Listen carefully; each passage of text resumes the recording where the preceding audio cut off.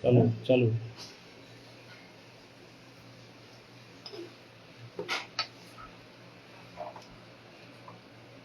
दोस्तों नमस्ते। आप सबको नमस्कार। जय भारत, जय हिंद, सत श्री अकाल।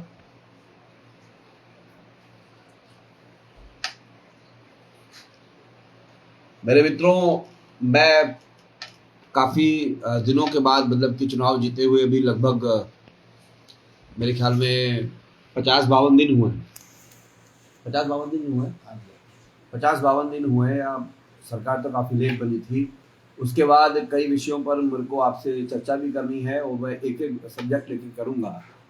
और जितने भी मेरे मित्र मुझे देख रहे हैं या अभी जो लोग ड्यूटी से आ रहे हैं, जब वो ड्यूटी से आएंगे तो मेरा निवेदन है कि आप ज़्यादा से ज़्यादा मेरी इस फेसबुक लाइव को आज जो है आप शेयर करिएगा, क्योंकि मंगलवार को मैं नॉर्मली करता नहीं हूँ, क्योंकि पूजा पाठ का दिन होता है, सभी लोग मंदिर वगैरह जाते हैं और फिर शाम को बहुत क्राउड रहता है, सब लोग, ट्रैफिक जाम भी है पूरी दिल्ली के अंदर।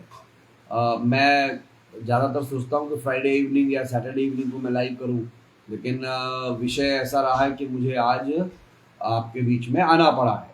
और मैं जल्द से जल्द 2 या 3 मिनट में ये लाइव को ख़त्म कर दूंगा। 1 मिनट का अगर कोई आपका बहुत महत्वपूर्ण क्वेश्चन होगा तो आप ही मुझे बोल के बता देना कि भाई ये विषय है, इस पर चर्चा करनी है। मेरे मित्रों, सबसे पहले तो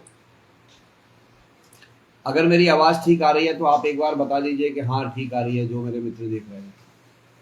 मेरे मित्रों, सबसे पहले मैं हालांकि बहुत ज़्यादा किसी लीडर का एकदम में ही नाम लेकर के बहुत ज़्यादा कुछ कहना नहीं चाहता हूँ, लेकिन मैं बस इतना आग्रह कर रहा हूँ, दिल्ली की राजनीति में जितने भी जो लोग नए जीत के आए हैं या दिल्ली के मंत्रिमंडल में जो लोग नए जीत के आए हैं, जो विधायक नए जीत के आए हैं और जो पॉलिटिकल पार्टियों के जो पदाधिकारी हैं, दोनों तीनों पार्टियों के, जो आम आदमी पार्टी है या बीएसपी है या कांग्रेस है या भाजपा है, कम से कम मेरा ये मानना होता है कि जो उनकी टॉप लीडरशिप होती है उनके बारे में हमें सुचिता से उनके नाम वगैरह को ठीक से लेना चाहिए।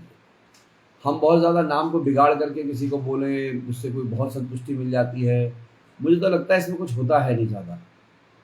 मैं आज इस संदर्भ में इसलिए कह रहा हूँ कि दिल्ली के मुख्यमंत्री जो हैं रेखा जी ने अब कैसे कहा, एक टेलीविज़न इंटरव्यू में क्यों कहा, या जुबान फिसल गई उनकी, क्यों ऐसा कहा या उनको कहा गया ऐसा कि रेखा गुप्ता जी को, जो मुख्यमंत्री हैं दिल्ली की, मेरा उनसे रिक्वेस्ट है कम से कम आपको, अभी आप नई मुख्यमंत्री बने हैं, अब पता नहीं आप मुख्यमंत्री बनी है तो काम करने के लिए बनी है आप। आपसे जब पूछा गया टेलीविजन इंटरव्यू में फलाना व्यक्ति, तो आपने किसी को आदरणीय कहा, किसी को कुछ कहा, और अखिलेश यादव जी के लिए आपने बहुत अभद्र टिप्पणी करी। ऐसा मैं मानता हूँ, बिल्कुल मैं मानता हूँ, और शायद जुबान फिसल गई होगी मुख्यमंत्री जी की। मुख्यमंत्री जी को ऐसे शब्दों का मुझे लगता है प्रयोग नहीं करना चाहिए था जैसा उन्होंने किया है। अखिलेश यादव जी देश के एक प्रतिष्ठित नेता हैं, उनकी अपनी एक ज़मीनी पकड़ है, और मैं तो उनका धन्यवाद इसलिए करता हूँ कि उन्होंने तो मेरे को केजरीवाल जी साहब के साथ आकर के किराड़ी में मेरी मदद करी, सहयोग किया, उनके लोगों ने सहयोग किया, तन से किया, मन से किया और धन से भी किया। पूरे गली गली मोहल्ले मोहल्ले अखिलेश जी के लोग ने पूरी मेहनत करी। सपा के लोग आम आदमी पार्टी को किराड़ी के अंदर समर्थन देने के लिए आए थे, लेकिन उस अखिलेश यादव के बारे में रेखा जी बात कर रही हैं, जो अपनी ताकत पर उत्तर प्रदेश के अंदर एक बड़ी शक्ति है, राजनीतिक सामर्थ्य है। उनके पिता की भी, अखिलेश जी के पिता श्री मुलायम सिंह यादव जी की भी सामर्थ्य रही है। आप कल्पना करिए ना, एक व्यक्ति जब अकेली पार्टी बनाते हैं तो कितनी संघर्षों का सामना किया रहा होगा। आज अखिलेश जी के दहाई के आंकड़े में सांसद हैं, वो उनके नाम पर लड़ते हैं, उनके नाम पर वो जीतते हैं। कोई भी पार्टी लड़ती है अपने अपने मुद्दों पर जीतती है, लेकिन हमें समझना चाहिए कि देश के अंदर ऐसे लोग जो अपने नाम पर 30, 35, 40 सांसद जिताते हैं, तो उनकी भी एक प्रतिष्ठा है। उनके नाम पर 100, 150, पौने 200 के आसपास भी विधायक जीतते हैं, तो उनके नाम का एक जलवा, एक प्रतिष्ठा होती है। मैं दिल्ली के मुख्यमंत्री से आग्रह करता हूं कि वह इस प्रकार के शब्दों का प्रयोग अखिलेश यादव जी के लिए भविष्य में नहीं करेंगे, जिससे कि आपस में कटुता नहीं आएगी, वर्ग संघर्ष नहीं आएगा। हम अखिलेश जी के समर्थकों के साथ और अखिलेश जी के साथ इस विषय पर जो है स्टैंड है कि आपके साथ ये जो जिस तरह के कुछ लोग बर्ताव करते हैं बीच बीच में, वो नहीं करना चाहिए था। अब आती है, मैं अगले बात पे बढ़ता हूँ कि आज पेट्रोल की कीमत भी 2 रुपये बढ़ गई है। गैस के कुकिंग गैस पर 50 रुपया बढ़ गया है और ऑटो रिक्शा और टैक्सी की फिटनेस चार्जेस भी मेरे ख्याल में कितना बढ़ा है, 300 रुपये बढ़ा है। अब लगातार चीजें बढ़ रही हैं और स्कूल की फीस भी लगातार प्राइवेट स्कूल वाले उसको बढ़ा रहे हैं। लेकिन मैं किराड़ी का जो सबसे ज्वलंत मुद्दा है, मैं उस पर आपसे कह रहा हूं मेरे मित्रों। आज ये बात कह के मैं अपनी बात को खत्म करूंगा। मैंने जब चुनाव लड़ रहा था तो मैंने एक विषय पर बहुत ज़्यादा जोर दिया था कि किराड़ी विधानसभा में जो गैस के सिलेंडर होते हैं, गैस के जो सिलेंडर पूरे घर घर जो गैस पहुंचाई जाती है, इसके अंदर गैस के सिलेंडरों की कालाबाजारी होती है। एक एक सिलेंडर में अक्सर देखा गया है 2 किलो गैस कम होती है, 3 किलो गैस कम होती है, 4 किलो गैस कम होती है और 4-4 किलो गैस कम करके और उसके बाद ब्लैक में गैस के सिलेंडर्स को बेचे जाते हैं। 803 या 810 रुपये का सिलेंडर है, वो 950 रुपये में, 1000 रुपये में, 1100 रुपये तक भी बेचा जाता है। और अक्सर आप देखते होंगे किराड़ी के अंदर खुलेआम ये गोरख धंधा चलता है। लेकिन मैं परेशान हूँ, मैं हैरान इस बात से हूँ। जब मैं इलेक्शनों में जब ये मुद्दे उठा रहा था, जब मीटिंगें कर रहा था, तब मेरे कुछ मित्रों ने भी और कुछ समर्थकों ने भी मेरे और कुछ जो मेरे पॉलिटिकल एनिमी, कोई सवाल नहीं उठाया। आज जब मैं किराड़ी के अंदर जो कुकिंग गैस को लेकर के कालाबाजारी है, उस पर हमने जब कदम उठाए हैं, हम लगातार संस्थानों से मिल रहे हैं जिनके जुरिडिक्शन में ये गैस की एजेंसियां चलती हैं और कालाबाजारी होती है। कालाबाजारी का एक सिंडिकेट है। यहाँ के जो गैस सिलेंडर्स के जो डीलर्स हैं, इनके बीच में कुछ माफिया घुसे हुए हैं।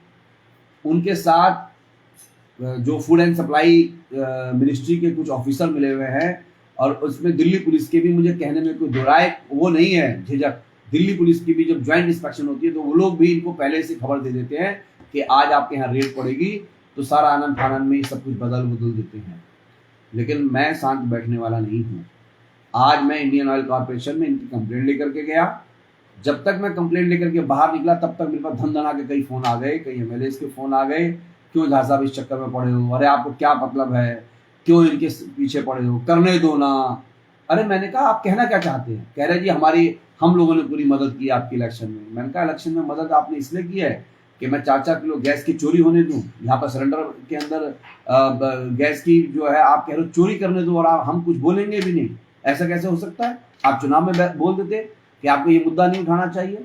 मेरे मित्रों, एक गैस की एजेंसी है जो प्रेमनगर फर्स्ट में, आप समझ जाइए वो कितना बड़ा चोर आदमी है। वो दिन के अंदर कम से कम 700-800 सिलेंडरों के अंदर वो जो है 4-4 किलो गैस कम करता है।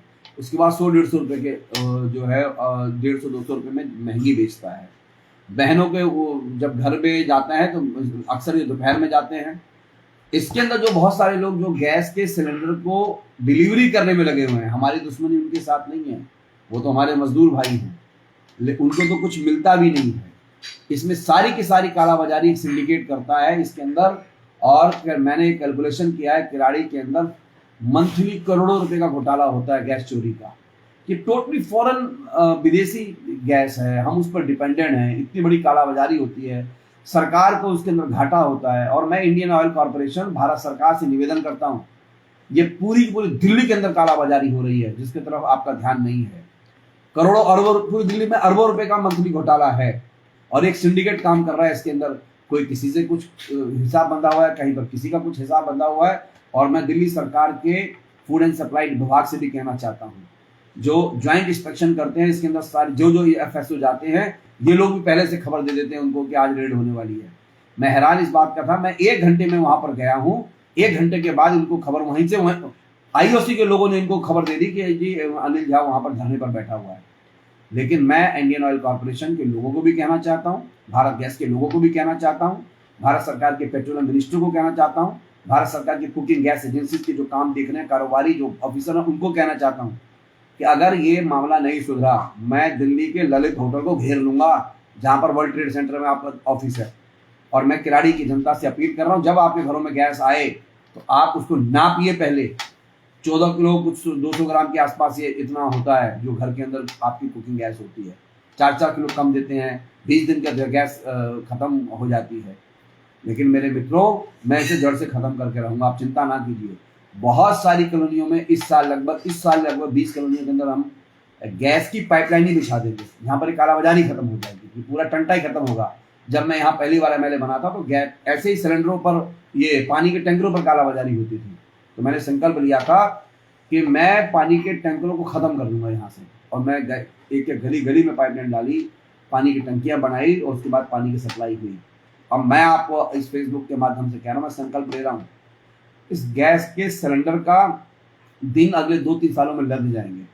अधिकतर कॉलोनियों हम गैस की पाइपलाइन भी डाल देंगे। लेकिन इस बीच बहनों से, भाइयों से मेरा निवेदन है, गैस को जब आए तो एक तोल माप रखिए। आप ये आपको पागल बनाए तो आप कहना पहले तोल के दे। और जो मजदूर भाई इस डिलीवरी सिस्टम में लगे हुए हैं, जो गैस को कम देने पे लगे हुए हैं, मेरा उनसे कहना है, मेरे मित्रों, मेरी दुश्मनी आपसे नहीं है। ये बड़े सिंडिकेट लोग आपको भी ठगते हैं, आपसे गैरकानूनी काम कराते हैं। अगर आप पकड़े गए तो आप पर भी अलग से मुकदमे होंगे इसमें, जबकि आपकी कोई गलती नहीं है। मैं आज का मेरा यही मुद्दा है। लेकिन पिछले दिनों हम सब परेशान हैं कि प्राइवेट स्कूलों की फीसें बढ़ रही हैं, पेट्रोल की कीमत बढ़ गई है, 50 रुपये गैस का सिलेंडर बढ़ गया है। ये तो जो जिस दल में मैं पहले था, अब मैं, लोग कहते हैं आप उनके खिलाफ मत बोला कीजिए। अरे भाई क्यों, पब्लिक से जुड़े हुए मुद्दे क्यों नहीं उठाएंगे हम? उसके ये बिल्कुल हमारी रोजी रोटी से जुड़ा हुआ मामला है, पेट से जुड़ा हुआ मामला है गैस के सिलेंडर का, जो कोई नहीं उठा रहा है दिल्ली के अंदर। सभी लोग चुप बैठे हुए हैं कि ठीक है, जो चोरी होती है होने दे। ऐसे राशन के मामला है, और राशन कम तोल के देते हैं ये सारे दुकानदार यहाँ जो बैठे हुए हैं। 2-4 को छोड़ दे तो राशन भी कम तोल के दे रहे हैं, और उसकी भी सिफारिश आती है, अरे छोड़िए ना विधायक जी, आप क्यों पड़े हैं। मैंने कहा आप किराड़ी कैसी देना चाहते हैं? राशन कम तोल के मिले, राशन में मिलावट कम के मिले, गैस का सिलेंडर बर्बाद होके मिले, पानी गंदा मिले, ऐसी किराड़ी हम अपने आने वाली पीढ़ी को देंगे? मैंने कहा मैं कम से कम ऐसा नहीं होने दूंगा। और मेरा आप सब जनता जनार्दन से निवेदन है, इस मुद्दे पर आप मेरा समर्थन करें। 1 मिनट के लिए कोई अगर आपका प्रश्न है तो मुझसे पूछ लीजिए। और प्रश्न तो ज़्यादातर पानी को है। कोई प्रश्न जी? 40 फुटे रोड के लिए NBR वाले 40 फुटा रोड के लिए मैं कल ही कॉर्पोरेशन के लोगों से मिल करके आया हूँ। और इसमें मुबारकपुर रोड का एस्टिमेट जो है राशन दफ्तर से लेकर के कुमार स्वीट्स वाला, वो तो ऑलमोस्ट सेंक्शन हो गया है। 40 मीटर रोड पर हमको पाइपलाइन की पहले वो डालना है, उसको सीवर लाइन को, लेकिन वो भी बहुत जल्दी से सेंक्शन हो जाएगा। क्योंकि मेरे को कई लोग फेसबुक पे ट्रोल करते हैं, मुझे कोई दिक्कत नहीं है, वो कह रहे थे जी आप 15 दिन में कह रहे थे।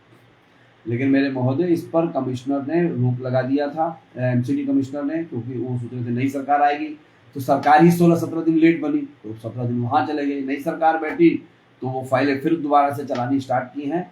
इसमें हम सभी लोग मेहनत कर रहे हैं। मैं इस पर कल जो है ENC से मिला हूँ, उनसे हाथ पैर जोड़े हैं मैंने, भाई इसको काम कर दीजिए।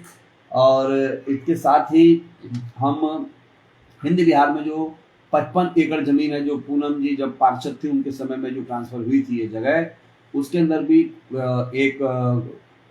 एक ऐसी सिस्टम बना रहे हैं कि किराड़ी की गंदगी को खत्म करें, उसकी फीलिंग करेंगे हम।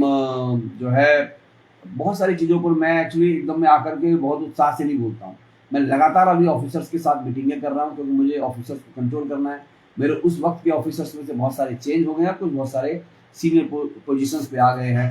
तो मुझे उन सब को साथ थोड़ा बातचीत करना, अपनी रिक्वेस्ट देना, उनके साथ चर्चा करना, तकनीकी चर्चा करना, चीज़ों को धीरे धीरे निकालना। और आप देखेंगे 2 साल के अंदर, 3 साल के अंदर, मैं किराड़ी के अंदर से जो जितनी गंदगी है पानी वाली ना जो जमा होती है, उसे लगभग मैं समाप्त कर दूंगा। ऐसा मैं जनता से आग्रह कर रहा हूँ। लेकिन मुझ पर भरोसा रखिए, क्योंकि एक कल्पना मैंने की थी कि रेलवे लाइन के पास कच्ची ड्रेन होनी चाहिए जब नगर पार्षद थी पूनम जी, और आज वो फलीभूत हो रहा है। हमने बहुत दबाव उस समय भी सेंट्रल गवर्नमेंट पर डाला, वो धीरे धीरे वो एक बड़ा ड्रेन जो रेलवे लाइन से होकर के नांगलोई सेक्टर, नांगलोई 4 नंबर तक जाएगा। उसके बाद रोहनी में 20 में जो ड्रेन बन रही है, और उसके बाद जो KSM ड्रेन है, जो किराड़ी नाला है, उसकी रीमॉडलिंग होगी और उसका भी एस्टिमेट बन रहा है। मैं आप सब जनता जनार्दन से कह रहा हूँ, अनिल झा पे भरोसा रखो। आपने अनिल झा को भरोसे पर वोट किया है, काम करने के लिए वोट किया, और ये भरोसा मैं टूटने नहीं दूंगा आपका। बस मैं अभी बहुत ज़्यादा प्रतिक्रिया इसलिए नहीं करता कि मेरे हाथ में कुछ चीज़ें आ जाए। और ध्यान रखिएगा, मैं कभी कच्चे उद्घाटन नहीं करता। कई लोग दबाव डालते हैं, जी उद्घाटन कर दूँ काम तो हो ही जाएगा। मैं कोई ऐसा उद्घाटन मैं झूठा फूटा नहीं करता। मैं जो करूँगा सच करूँगा, झूठ कभी बोलूँगा नहीं। बस गैस के सिलेंडरों की कालाबाजारी रोकने के लिए मुझे आपकी मदद चाहिए। गंदा पानी और पानी नहीं आने की भी समस्या के लिए बहुत बिल्कुल है। देखिए, हमारे यहाँ की आबादी है 8.25 लाख लोगों की। पानी आता है 8 MGD, जो तकनीकी रूप से है। चाहिए हमको लगभग 20 MGD और 25 MGD के आसपास।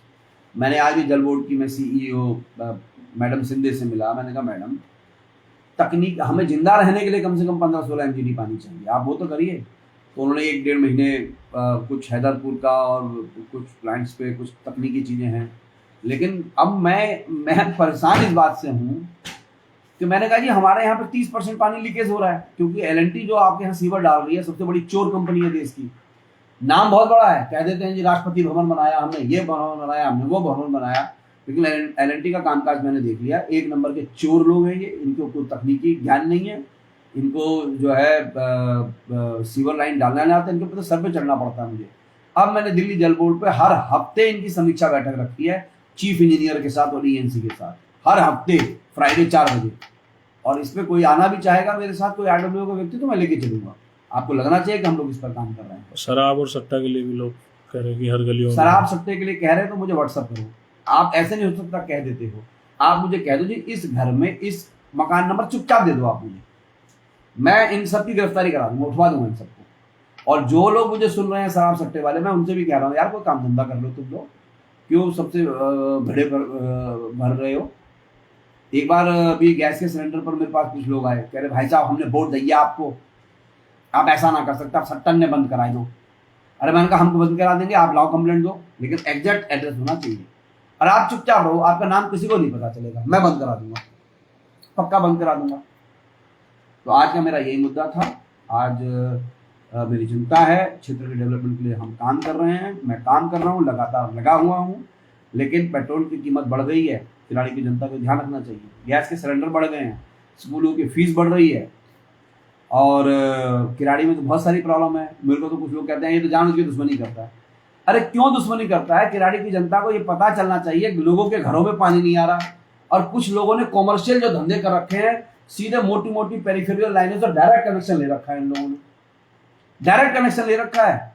अगर उनकी पेनल्टी बने तो 20-20 लाख की पेनल्टी बने। तो मैं उनसे कह रहा हूँ, हाथ जोड़ के कह रहा हूँ, कल भी कुछ लोग पकड़े गए हैं, आप लोग कनेक्शन ले लीजिए।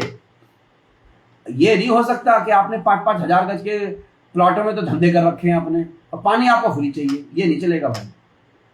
आपको ये नहीं हो सकता कि 50 गज 25 गज वाला मकान वाला बेचारा कनेक्शन लेगा, वो फीस भरेगा, सरकार की फीस भरेगा, और तुम लोग मठाधीश बने बैठे हो। और इसका मतलब ये नहीं है कि मैं किसी के खिलाफ हूं। मैं भैया 2-3 चीजों पे कॉम्प्रोमाइज नहीं करूंगा। और मुबारकपुर रोडों पर जिन लोगों ने जमीन कब्जा की है, मैं उनसे अभी भी कह रहा हूं वो खाली कर दो, नहीं तो मैं आज नहीं तो कल मैं वहां पर डेमोलेशन करा दूंगा उसके ऊपर। और ये तैयार है ना आप, 3-4 लोग मेरे टारगेट पर है। मैं ऐसे सरकारी जमीन को हड़पने नहीं दूंगा, 200% मैं डेमोलेशन करा दूंगा। चाहे मैंने कहा ना, सरकार कोई आया मेरे यहाँ पे फर्क नहीं पड़ता है। मेरे को आने वाली पीढ़ी को ये किराड़ी, बेहतर किराड़ी देनी है। हमने मुंह दिखाना है यार, हमारी भी इतनी उम्र हो गई, आने वाली पीढ़ी हमसे पूछेगी अंकल आप बताओ, भैया आप बताओ कैसी किराड़ी दी आपने हमको। हम ये खाली हम लाभार्थियों को किराड़ी देंगे, मुनाफाखोरों को किराड़ी नहीं देंगे। जो लाभ करके व्यापार करेगा उनका स्वागत है, उन व्यापारियों का जीवन भर स्वागत करूंगा मैं। लेकिन मुनाफाखोरी करेंगे, पूरी पेरिफेरल लाइन की चोरी कर देंगे, पूरी बिजली की चोरी कर देंगे, जमीनें हड़प लेंगे, ऐसे कैसे चल जाएगा? मैं तो शाम को दारू के ठेके पे बैठता नहीं है, दारू पे बैठ करके ऐसी तैसी नहीं कराता उनके साथ। मुझे नहीं करनी ऐसी किसी के साथ दोस्ती। मुझे लगता है अच्छी किराड़ी बनाने के लिए मुझे गरीब लोगों का समर्थन चाहिए, अच्छे लोगों का समर्थन चाहिए, पढ़े लिखे लोगों का समर्थन चाहिए, और उन सब लोगों का समर्थन चाहिए जो इस किराड़ी से कमाते हैं लेकिन लौटाते नहीं हैं। हम सब अगर यहाँ से कमाएंगे तो लौटाने की भी हिम्मत रखनी चाहिए। बहुत बहुत धन्यवाद। भारत माता की जय।